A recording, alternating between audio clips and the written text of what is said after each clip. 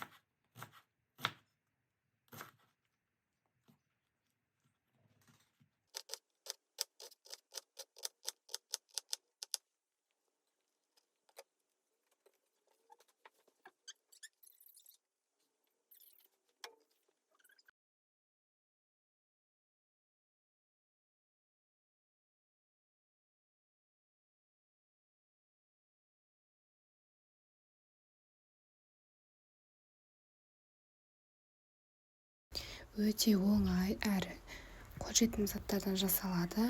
Егер видео ұнаған болса, арнама тіркеліп, видеоға лайк басып және пікір қалдыруды ұмытпаңыздар.